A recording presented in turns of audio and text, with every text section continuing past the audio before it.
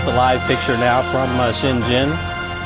And Jonas, the skyline is pretty impressive, especially for a city that's only been in existence for 31 years. Shenzhen is not too far from Hong Kong, and those in the audience who have been to Hong Kong or are watching from there now know pretty much what the climate is like.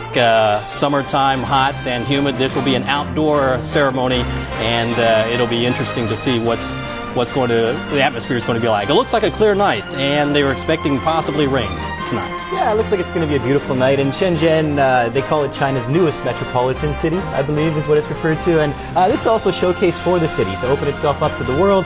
A lot of people know Hong Kong, but just across the bay is Shenzhen. And it's going to be the host for the next 12 days of some great competition. Now, the Universiade is held every 2 years. Beijing hosted the Summer Universiade back in 2001. And the city of Harbin in China hosted the Winter Universiade in 2009. So there are winter games as well as summer games that are held every 2 years, each odd year, in fact. The next summer games will be in Kazan, Russia in 2013. And Jonas, the USA last saw a Summer Universiade in 1993 back in Buffalo, New York, and in Canada. Where was it? You got me, actually. I missed that note. Oh, it's in Edmonton. It was in Edmonton? It was in Edmonton in 1983. Oh. Well, before our time, certainly. Before my time. Okay.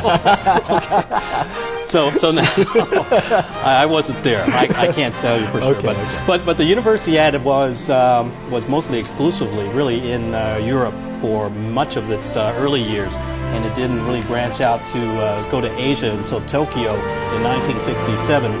It came to the United States in 1972, and of course the first one in China was in Beijing in 2001, and maybe that sort of set the stage in many cases for the Olympic Games to come up now. You know, Jonas, you and I, when we go around Beijing, we see some of the athletic structures, stadiums, fields that were built especially first time for the Universiade.